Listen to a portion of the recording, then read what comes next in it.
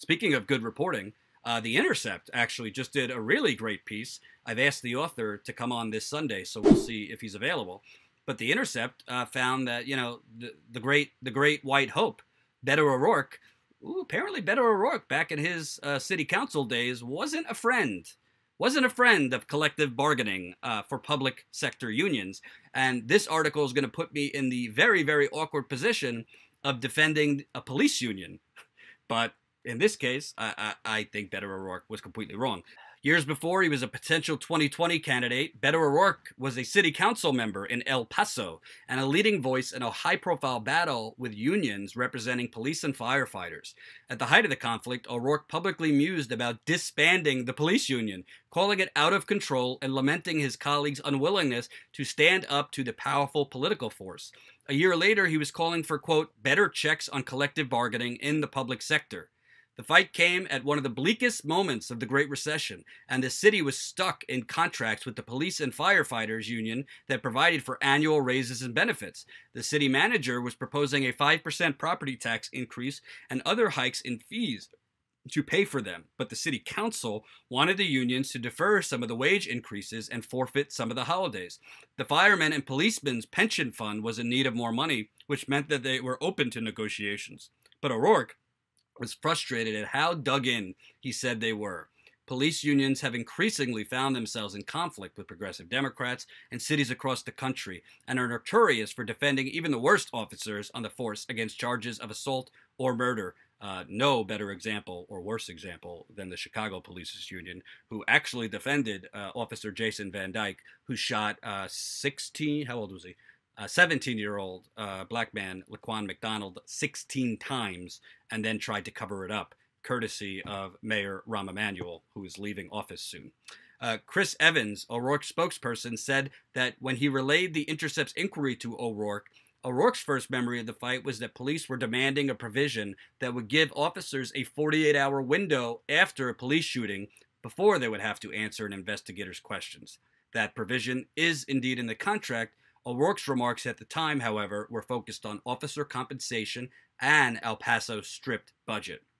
O'Rourke, in public, took particular exception to some of the demands for the police union in the ongoing negotiations, including its continued insistence on maintaining the wage increase, which he said amounted to 8% each year. In an August 3rd, 2010 meeting, a seemingly exacerbated O'Rourke went so far as to ask the city's attorney if there was a way to eliminate the union altogether. In my opinion, this is from O'Rourke, in my opinion, the basic problem with this whole setup is you've got a very powerful police union, and that's been able to extract an unsustainable increase in salaries year over year and an unsustainable series of additional benefits, he said, following exchange over the city manager's proposal to create a second police academy. Quote, what are the provisions or opportunities for the voters of El Paso to go back to some other form of representation for the police officers? AKA, how do we get rid of the police union? Now, as I'm sure Ty, who's in the live chat, would tell you, I'm not, such a big booster of police power in this country. I think the police, frankly, have become a terrorist syndicate throughout the country. However, I'm a very big advocate of public sector unions.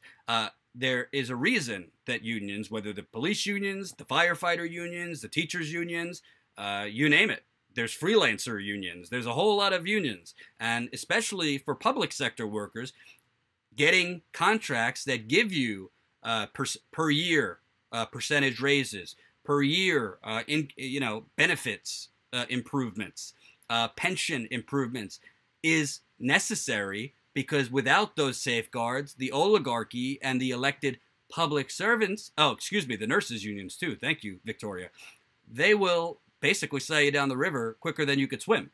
So having contracts in place that have a guaranteed yearly annual increase, benefit changes for improvement is important. So it's very concerning that, the next, to me, Barack Obama 2.0 is how they're billing Beto O'Rourke, a blank slate. It's kind of alarming that he basically, because in fairness, cities all across this country and, local municipalities were hit hard after the 2008 financial crash, which, by the way, Barack Obama didn't jail one banker, Ty's favorite person, Black Jesus. A lot of cities had to find money somewhere because a lot of cities were heavily, heavily invested in pension funds. And a lot of those pension funds went belly up during the financial crash because Wall Street went belly up during the financial crash. And Wall Street is heavily, heavily invested in pension funds. And cities, Detroit, for example, was heavily invested in pension funds. And Detroit lost hundreds of millions of dollars during the global financial crash. So on one end, it's fair. You have to find, you got to tighten your belt somewhere. But for a supposed progressive, to basically be saying, well, this police union's out of control, their demands, so let's just get rid of them. That's pretty alarming. You're not going to hear that from the Beto bros. You're not going to hear that from the Beto boosters. You're not going to hear that from the Beto bees. But I'm not pro-police, but I'm anti trying to erase unions, especially public sector unions, because you don't like their demands. That's not a progressive position, if you know what I'm saying. So, let's read a little bit more. And great work, by the way, by Walker Bragman. He found this for the Intercept. So, O'Rourke, in public, took particular exception to some of the demands for the police union in the ongoing negotiations, including its continued insistence on maintaining the wage increases, which he said amounted to 8% each year. I find that very hard to believe. There's very few public sector workers that get an 8% increase each year, but I haven't looked into it close enough. In an August 3rd, 2010 meeting, a seemingly exacerbated O'Rourke went so far as to ask the city's attorney if there was a way to eliminate the union altogether. I'm having early onset dementia because I already read that to you. Here we go. The attorney said there was not a way, and following the meeting, O'Rourke called the police union out of control and questioned, quote, the need and wisdom of having it in the city at all. The police union, angry at demands from the city council that the police be furloughed, meaning their pay basically be delayed, responded by running an ad against O'Rourke and the city council. The battle with the unions is another window into the former congressperson's enigmatic politics. O'Rourke was a member of the centrist New Democratic Coalition while in Congress. I gotta disagree with the Intercept there. The New Democratic Council, it's not centrist, it's right-wing.